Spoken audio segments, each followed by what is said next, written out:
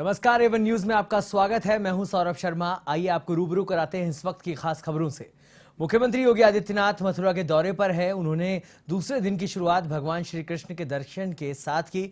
CM योगी सुबह सुबह ही श्री कृष्ण जन्मभूमि पर पहुंच गए, जहां विधि विधान से पूजा अर्चना की। श्री राधा कृष्ण के विग्रह की आरती उतारी। इससे पहले मुख्यमंत्री योगी ने वेटरनरी विश्वविद्यालय के हाउस परिसर में पौधे लगाए। वहीं आपको बता दें कि पर्यावरण को बचाने का संदेश दिया। इस दौरान सीएम योगी ने श्री कृष्ण बलराम मंदिर का उद्घाटन भी किया। साथ ही दुग्ध प्रसंस्करण केंद्र का उद्घाटन किया। वहीं गौशाला का अवलोकन किया और गायों को गुड़ खिलाया। साथ ही भक्ति वेदांत गुरुकुल एवं इंटरनेशनल स्कूल का उद्घाटन किया।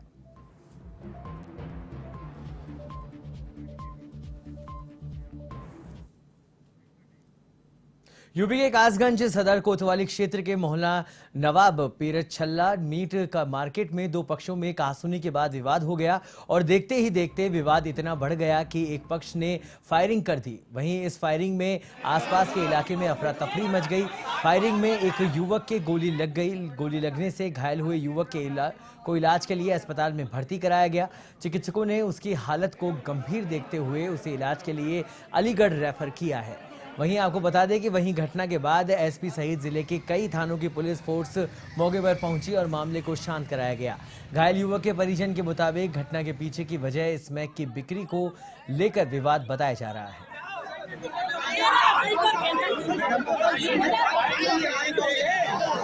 अब ये सब गलत और 2 नंबर का काम है। अभी समझ ये स्मैक बेचते हैं खुल के, सट्टा कराते हैं खुल के। अभी समझ इनका काम ही यही है। शुरू से सबसे पहला नंबर चोरी चकोरी करी है इन्होंने। उसके बाद में ये भी काम इनका गलत यही है, स्मैक बेचना, सट्टा लगवाना। इस पे अगर विरोध करा तो झगड़ा करना इनका काम ही यही है। अब समस्या ये थी, ये झगड़ा जो हुआ वो इसलिए हुआ कि यहाँ पे बैठे हुए थे अपनी दुकान पे। वहाँ पे आया, कहने लगा एक स्मैकी आया, भैया पुड़िया दे दो। नहीं जब भैया हम कोई पुड़िया बुड़िया का काम थोड़ी करे यहाँ पे। जब उसका ज्यादा विरोध हुआ, आगे समझे जो तीनों चारों भाई सब मिलके आ गए और आते आते तुरंत फायरिंग उन्होंने शुरू कर। कौन लोग थे? ये था तौहीद था। थाना कासगंज बड्डू नगर मीट मार्केट के यहाँ दो व्यक्ति, एक तौहीद, दूसरा नाम है अजीम, इनके बीच में आपस में कहासुनी हुई किसी एक बात पर। और तौहीद ने, ये बताया जा रहा है कि तौहीद ने तुरंत एक अवैध कट्टा या तमंचा से तुरंत अजीम के ऊपर गोली चलाया। अजीम को तुरंत चिकित्सीय परीक्षण के लिए भेजा गया, उनको अलीगढ़ रेफर किया गया। बाकी हम टीम गठित कर दी है, तुरंत तौफीक के लिए टीम गठित किया है और बाकी स्थिति सामान्य है, कोई इश्यू नहीं। अभी फिलहाल उनको तुरंत हॉस्पिटल भिजवाया गया। तो अभी फिलहाल कुछ ऐसा डिटेल्स नहीं है कि कहाँ पे लगी है, क्या है, और अलीगढ़ रिफर किया गया है। हम पता करके आपको बताएंगे। बुलंदशहर में सट्टा लगाने का एक वीडियो सोशल मीडिया पर वायरल हो रहा है। इस वायरल वीडियो से भी पुलिस की नींद नहीं टूटी। सट्टा कारोबारी बेखौफ है और पुलिस इसमें कोई कार्रवाई नहीं कर रही है। पुलिस के इस व्यवहार से लोगों भी परेशान है। वही वायरल वीडियो खुर्जा नगर के सराय नसरुल्ला मोहल्ले का बताया जा रहा है। इस मामले में पुलिस विभाग द्वारा कोई कार्रवाई फिलहाल नहीं की गई है।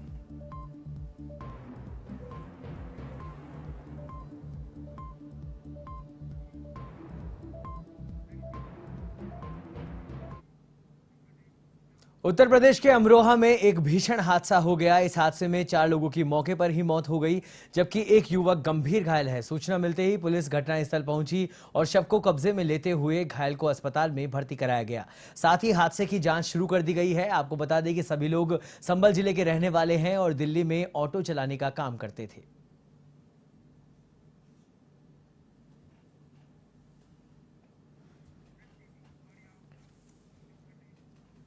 मुख्यमंत्री पुष्कर सिंह धामी ने राज्य स्थापना दिवस के अवसर पर शहीद स्थल कचहरी में उत्तराखंड राज्य आंदोलनकारी शहीदों को श्रद्धांजलि अर्पित की।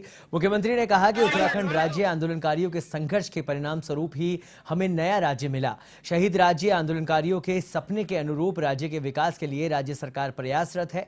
2025 तक उत्तराखंड को हर क्षेत्र में देश का अग्रणी राज्य बनाने के लिए प्रयास किए जा रहे हैं। इसके लिए सभी को एकजुट होकर कार्य करना है, जिससे कि राज्य आंदोलन के शहीदों के सपने के अनुरूप प्रदेश का समग्र विकास किया जा सके।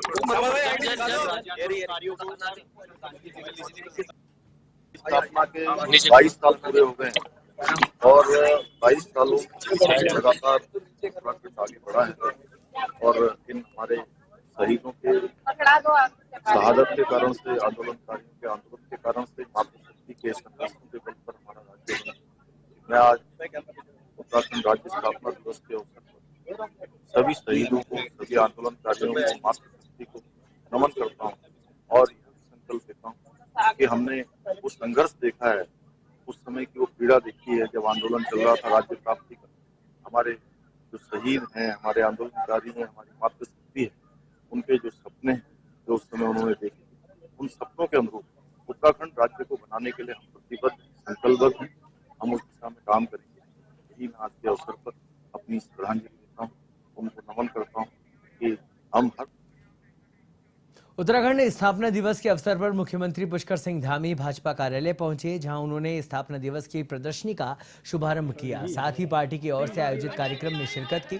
सीएम धामी ने समस्त प्रदेशवासियों को राज्य स्थापना दिवस की शुभकामनाएं दी। उन्होंने कहा कि 22 वर्ष पूर्व अटल बिहारी वाजपेयी के समय उत्तराखंड को एक राज्य का दर्जा दिया गया था और भारतीय जनता पार्टी उत्तराखंड के स्थापना दिवस को एक पर्व के रूप में बनाती है। भारतीय जनता पार्टी का संकल्प है, जिन सपनों के साथ उत्तराखंड का निर्माण किया गया था, उन सपनों को पूरा करने के लिए पार्टी में सदैव तत्पर रहेगी।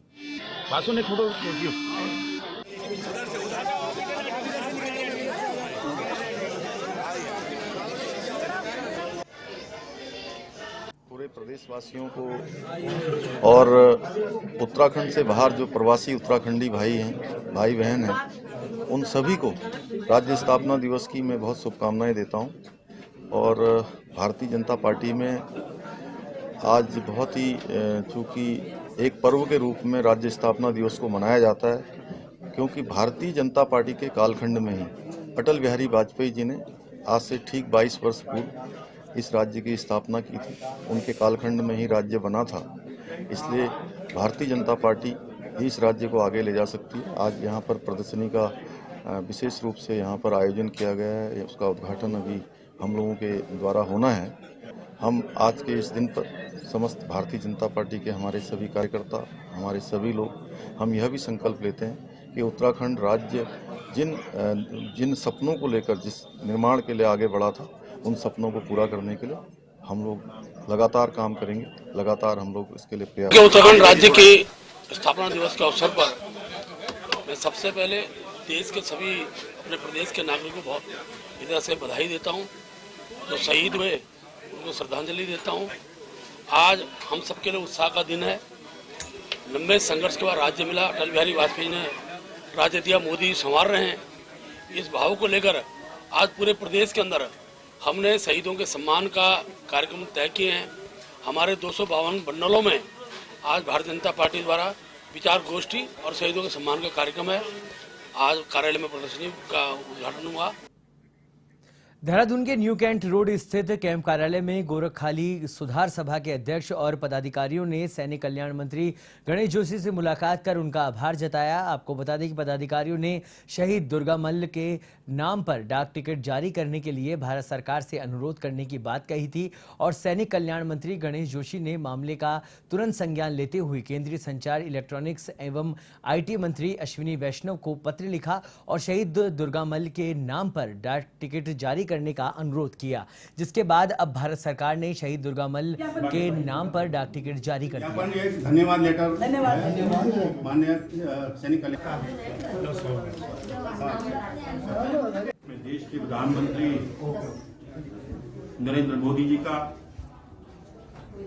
अपने केंद्रीय मंत्री अश्विनी चौबे जी का आभार व्यक्त करता हूं कि मेरे अनुरोध पर आजाद हिंद फौज के महान सेनानी जिन्होंने देश के लिए अपने प्राणों की आहुति दी, उनके नाम पर डाक टिकट जारी करने की सहमति दी है। मैंने प्रयास किया और आज मेरा प्रयास सफल हुआ है, इसकी मुझे आत्म संतुष्टि है। और आगे भी हम उस शहीदों के सम्मान में जो भी होगा, चाहे हमारे जिले की सरकार हो, जो हमारे प्रदेश की सरकार हो। मंत्री जी को हमने ज्ञापन में थैंक्स लेटर दिया। एक्चुअल में पिछले 21 सालों से हम लोग अमर शहीद मेजर दुर्गा मल्ल जी की डाक टिकट के लिए प्रयास कर रहे थे। तकरीबन 21 वर्षों के बाद हमें कामयाबी मिली, शहीद को सच्चा सम्मान मिला। मेजर शहीद दुर्गा मल्ल जो हैं, ये उत्तराखंड के पहले शहीद हैं जिन्हें फांसी दी गई थी। इसलिए हम इनका प्रत्येक वर्ष 25 अगस्त को शहीद दुर्गा मल्ल पार्क में इनकी श्रद्धांजलि देते हैं। तो आज 21 वर्षों के बाद मेजर शहीद दुर्गा मल्ल जी को आज डाक टिकट उनके नाम पर जारी हो रहा है। इसके हमें पूरे समुदाय में, पूरे उत्तराखंड के जितने भी हैं एक्स सर्विसमैन तो खुश हैं ही हैं, सब उत्तराखंडी इस बात पर खुश है कि उत्तराखंड के शहीद को आज पहली सच्ची श्रद्धांजलि मिली। पौड़ी जिले के प्रभारी मंत्री चंदन राम दास के आगमन पर भाजपा कार्यकर्ताओं ने सर्किट हाउस पहुंचकर जोरदार स्वागत किया। इस दौरान प्रभारी मंत्री ने प्रदेश को प्रदूषण मुक्त बनाने के लिए सरकार द्वारा की जा रही पहल के बारे में जानकारी दी। उन्होंने कहा कि प्रदेश सरकार की ओर से राज्य स्थापना दिवस पर जनपद मुख्यालय में उनके द्वारा विभिन्न कार्यक्रमों में हिस्सा लिया जाएगा और बताया कि प्रदेश को प्रदूषण मुक्त बनाने के लिए अपनी 10 साल की समय सीमा पूरी कर चुके वाहनों से प्रदूषण रोकने के लिए या तो उन्हें सड़क से हटाया जाएगा, नहीं तो उन्हें इलेक्ट्रिकल वाहन अथवा सीएनजी में परिवर्तित किया जाएगा। आदेश है कि जो पेट्रोल और डीजल से जो प्रदूषण फैला रहे हैं और जिनको 10 साल से ऊपर हुए हैं वो या तो सड़क से हटें या उनको इलेक्ट्रिकल या सीएनजी में परिवर्तन करें। और इसके लिए हमारी सरकार ये पहल कर रही है। हम सीएनजी स्टेशन लगाने जा रहे हैं, हम इलेक्ट्रिकल चार्जिंग स्टेशन लगाने जा रहे हैं, जनपद मुख्यालयों को हम इससे जोड़ना जा रहे हैं। मैं तो सबसे पहले इस समय प्रभारी मंत्री जी का बहुत बहुत धन्यवाद देता हूं कि वो हमारे इस जिले में आए हैं। उन्होंने कई जगह योजनाओं का निरीक्षण किया है और आज अधिकारियों को निर्देशित किया है कि यथाशीघ्र इन कामों को जो है जल्द से जल्द पूरा करें। पार्टी संगठन का क्योंकि भाजपा में महिलाओं का जो सम्मान होता है वो बरकरार है और भाजपा ही महिलाओं का सम्मान करती है। तो मैं भाजपा संगठन का तहे दिल से धन्यवाद करती हूँ कि उन्होंने मुझे जिला पौड़ी मुख्यालय की जो जिम्मेदारी दी है, जिलाध्यक्ष की जिम्मेदारी दी है। मैं अब उनकी कसौटी पे खरा उतरूंगी और मेरे जो चुनाव आएंगे, नगर पालिका का चुनाव है, नगर पंचायतों का चुनाव है और लोकसभा का जो चुनाव है, मैं अपनी तीनों विधानसभाओं में भारी से भारी बहुमत से अपने जितने भी जो भी प्रत्याशी होंगे उनको विजय बनाकर भेजूंगी।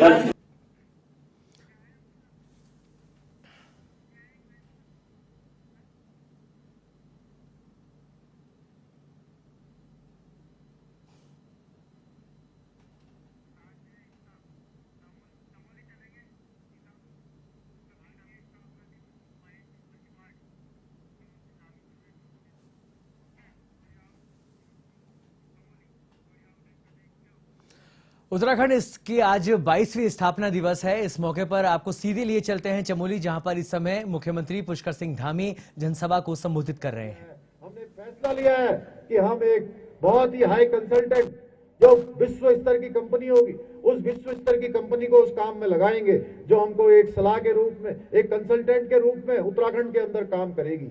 ऐसे अनेकों क्षेत्रों में, चाहे रोजगार का क्षेत्र हो, मैं कहना चाहता हूं भाइयों बहनों, भारत जैसे विशाल जनसंख्या वाले किसी भी देश में सभी को रोजगार देना एक बहुत बड़ी समस्या है।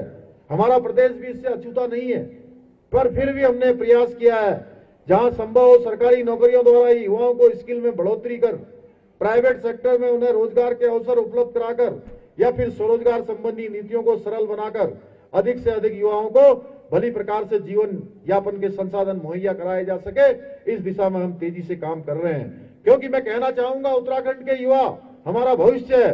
हम युवाओं के साथ धोखा करने वालों के खिलाफ किसी भी कीमत पर सख्त से सख्त कार्रवाई करने पर हम पीछे नहीं हटेंगे। इसी का परिणाम है, पहली बार जो भर्ती घोटाला हुआ उन पर हमने कड़ी कार्रवाई की है भाइयों बहनों। 45 लोगों को अभी तक जेल के अंदर भेजा है। 45 और कार्रवाई चल रही है। जब तक इसमें अंतिम जो भी आरोपी होगा, अंतिम अपराधी होगा, जब तक उसके खिलाफ कार्रवाई नहीं हो जाती, जब तक हम चैन से नहीं बैठेंगे। भाइयों बहनों, ऐसे अनेकों कार्य हमारी सरकार ने, जहां बालासाही योजना, मुख्यमंत्री बालासाही योजना प्रारंभ की है, इसमें हमारे अनाथ बच्चों को स्कूली शिक्षा की व्यवस्था के साथ साथ अन्य व्यवस्थाएं की है। वात्सल्य योजना प्रारंभ की है। ऐसे बच्चे जिन्होंने कोरोना महामारी या किसी अन्य महामारी से पिछले 2 सालों में अपने माता पिता को खोया है, अपने अभिभावकों को खोया है, सरकार ने उनके लिए इस योजना को आगे चलाया है। उत्तराखंड स्थापना दिवस के मौके पर पूर्व मुख्यमंत्री त्रिवेंद्र सिंह रावत काशीपुर में अपने निवास स्थान पर पहुंचे, जहां भाजपा कार्यकर्ताओं ने फूल मालाओं से उनका स्वागत किया। मीडिया से रूबरू होते हुए रावत ने कहा कि राज्य स्थापना के 22 वर्ष पूरे हुए हैं। हम तमाम शहीदों को, आंदोलनकारियों को याद करते हैं और राज्य की प्रगति का संकल्प लेते हैं कि राज्य को और तेजी से आगे बढ़ाएंगे।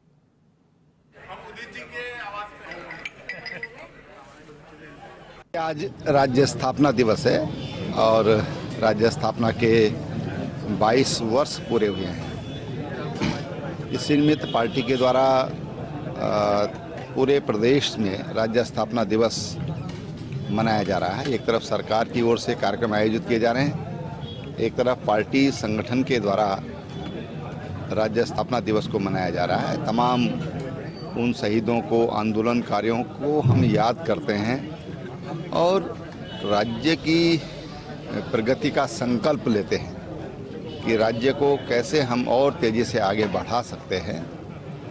इन तमाम विषयों पर आज पूरे प्रदेश में गोष्ठियां हो रही हैं। राज्य के प्रति राज्यवासियों के कमिटमेंट्स होने चाहिए, ये भाव जगाने का काम इन कार्यक्रमों का माध्यम से हम करते हैं। हरिद्वार में बीजेपी के पूर्व विधायक सुरेश राठौड़ ने गुरु रविदास अखाड़े को 14वें अखाड़े की मान्यता देने की मांग की है। इस संबंध में उन्होंने अखाड़ा परिषद के अध्यक्ष और निरंजनी अखाड़े के सचिव महंत रविंद्रपुरी से मुलाकात की और अन्य 13 अखाड़ों की तरह अपने द्वारा बनाए गए श्री गुरु रविदास अखाड़े को 14वें अखाड़े के रूप में मान्यता देने की मांग की है। सुरेश राठौड़ ने कहा कि सनातन धर्म के प्रचार प्रसार और रविदास प्रेमियों के उत्थान का उद्देश्य लेकर उन्होंने अलग अखाड़ा बनाया है, इसलिए उन्हें उम्मीद है कि अखाड़ा परिषद के अध्यक्ष महंत रविंद्रपुरी में श्री गुरु रविदास अखाड़े को 14वें अखाड़े के रूप में मान्यता जरूर देंगे। वहीं महंत रविंद्रपुरी के सुरेश राठौड़ द्वारा बनाए गए अखाड़े की सराहना की, लेकिन 14वें अखाड़े के रूप में मान्यता देने से इनकार किया है। महंत रविंद्रपुरी का कहना है कि 13 अखाड़ों की स्थापना भगवान शंकर के अवतार ऋषि मुनियों ने की है। अखाड़ा नहीं है, अखाड़े हमेशा जो है अखाड़े हमने नहीं बनाए हैं। देखिए, बनाने वाले जो होते हैं वो हमारे जैसे लोग नहीं थे। जिन्होंने अखाड़े बनाए वो आचार्य शंकर थे। आचार्य शंकर कौन थे? भगवान शंकर के इनकारनेशन ऑफ गॉड, मतलब in simple way you can say that he was the incarnation of God. वो भगवान के अवतार थे।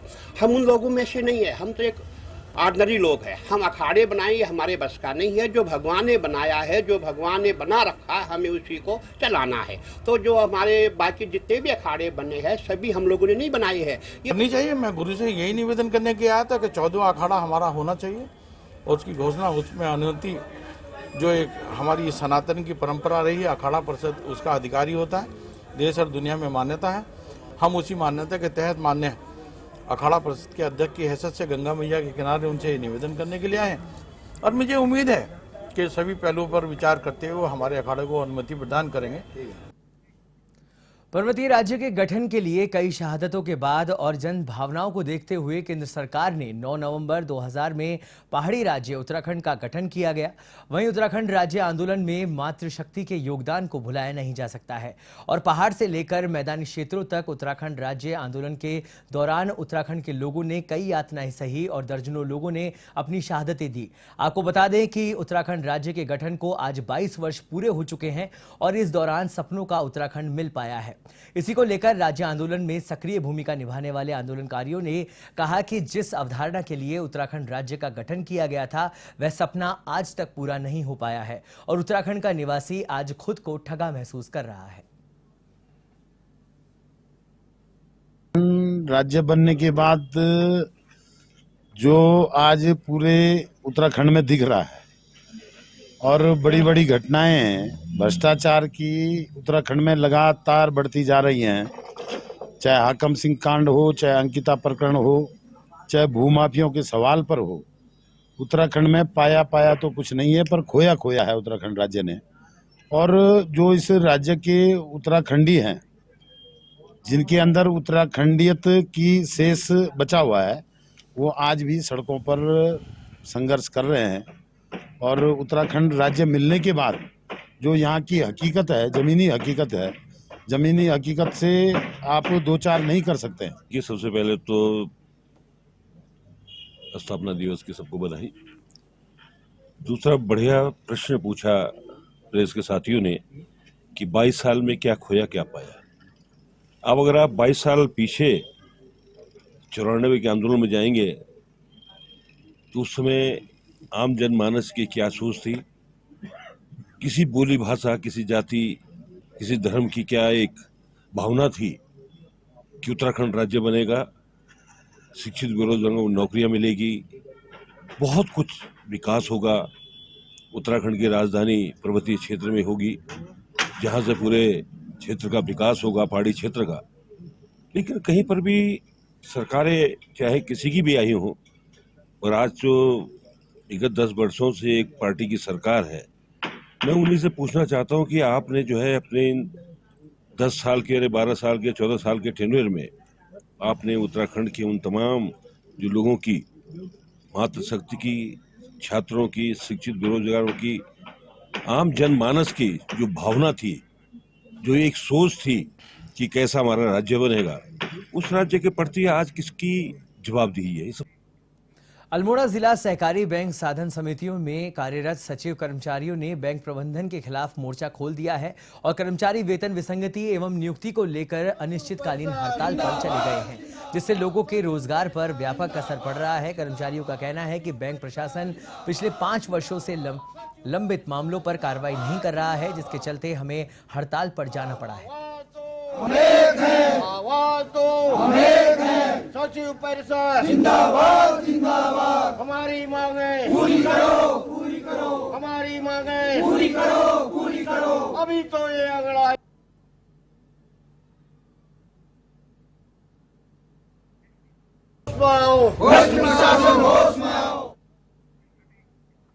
अल्मोड़ा के प्रभारी मंत्री धन सिंह रावत ने राज्य स्थापना दिवस के मौके पर कार्यक्रम में शिरकत की। इस दौरान उन्होंने जिला प्रशासन द्वारा चलाई जा रही सिटी बस को हरी झंडी दिखाकर रवाना किया, जो अल्मोड़ा लोकल में चलाई जाएगी। इस मौके पर उन्होंने प्रदेश व जनपद वासियों को बधाई देते हुए कहा कि 22 वर्षों में उत्तराखंड राज्य ने एक बड़ी प्रगति की है। उनकी सरकार द्वारा IT, एम्स, शिक्षा के क्षेत्र में बड़ा काम किया है और सरकार का लक्ष्य है कि 2025 तक उत्तराखंड टीबी मुक्त हो।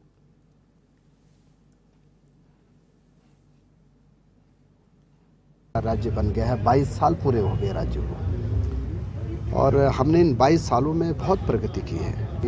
35 विश्वविद्यालय खुले हैं, लगभग 90 से ज़्यादा कॉलेज खुले हैं, हमारे राज्य में एम्स आया है, हमारे राज्य में IIT आए हैं, हमारे राज्य में NIT आए हैं, हमारे राज्य में बड़े बड़े संस्थान आए हैं। आज प्रत्येक गांव तक रोड ले जाने का भी लक्ष्य हमारी सरकार का है।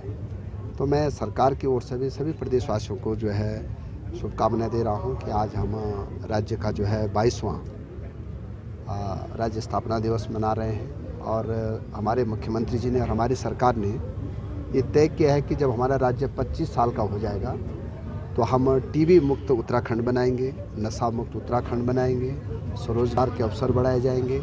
और आज मैं चूँकि अल्मोड़ा का प्रभारी मंत्री हूँ, आज मैं यहाँ आया हूँ। हमारे जिला प्रशासन के द्वारा और सरकार के द्वारा नगर बस सेवा शुरू की गई है। मैं अपनी ओर से सबको, यहाँ के नगर पालिका अध्यक्ष जी मेरे साथ में, माननीय विधायक जी हैं, पार्टी के सभी लोग हैं, हमारे पूर्व विधानसभा के उपाध्यक्ष हैं, सबको अपनी ओर से भी बधाई दे रहा हूँ कि सबके प्रयासों से काम है।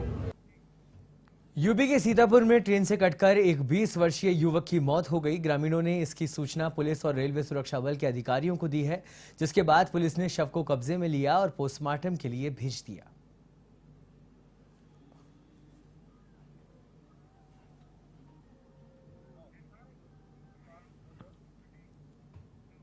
यूपी के रायबरेली में मिलेरिया थाना क्षेत्र में पुलिस और बदमाश के बीच मुठभेड़ हो गई। इसमें गोली लगने से बदमाश घायल हो गया, जिसे पुलिस ने दबोच लिया।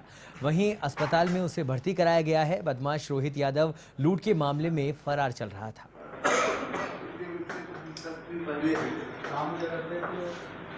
एक रोहित कुमार 26 साल का आया है, उसको पुलिस वाले एम्बुलेंस से लेके आए हैं। तो वो वहाँ अमावा CSC से रेफर है और बता रहे हैं कि उसके दाहिने पैर में गोली लगी। उसके हमने भी देखा, दाहिने पैर में उसको चोट है, यहाँ फर्स्ट एड करके एडमिट किया गया। इस बुलेटिन में फिलहाल इतना ही। देश और दुनिया की तमाम खबरों के लिए आप देखते रहिए A1 TV। नमस्कार।